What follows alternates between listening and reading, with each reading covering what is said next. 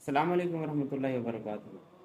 ابو علی سینا کے بارے میں آپ نے سنا ہوگا، وہ بہت بڑے حکیم تھے۔ ایک دفعہ وہ ایک بزرگ سے ملے اور اس بزرگ نے ان کے ملنے کے بعد کسی کو کہا کہ ابو علی سینا اخلاق نہ دارت، کہ ابو علی سینا اخلاق نہیں رکھتے۔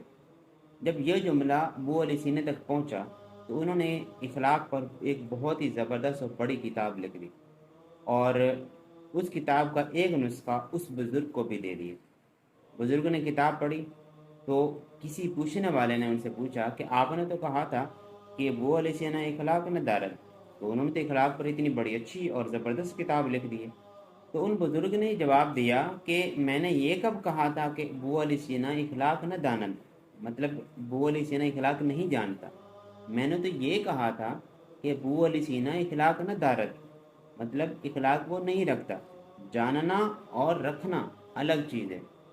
مطلب جو علم آپ کے اندر ہے، اگر اس کی جھلک باہر نظر نہیں آتی تو اس علم کا آپ کو کوئی فائدہ نہیں، کیونکہ علم اصل میں وہی ہے جو عملی طور پر آپ کے اندر سے نظر آ رہا۔ اور اس کی مثال بہت زیادہ ہے۔ آپ نے کئی لوگ ایسے دیکھے ہوں گے، بڑے بڑے پروفیسر دیکھے ہوں گے، بڑے بڑے تعلیم یافتہ لوگ دیکھے ہوں گے، جن کو عملی طور پر کسی بات کا پتہ نہیں ہوتا، عملی طور پر وہ اخلاق کو نہیں جانتے ہوں گے۔ اور ہو سکتا ہے کہ کبھی آپ کی ان کے ساتھ گفتگو ہو، بحث ہو، اور وہ آپ کو گفتگو میں، بحث میں ہرا دیں، کیونکہ ان کے پاس نالج تو ہے، لیکن عملی طور پر انہوں نے اپنے اس نالج پر امپلیمنٹ نہیں کیا، کبھی اس پر عمل کرنے کی کوشش نہیں کی۔ تو علم بغیر عمل کے اس بندے کے لیے فضول ہے۔ اسی طرح اگر عمل بغیر علم کے کیا جائے تو وہ گمراہی کا سبب بن سکتا ہے۔ اس لیے کوشش کریں، جو علم آپ کے پاس ہے، جتنا علم آپ کے پاس ہے اس پر عمل کرنے کی کوشش کریں۔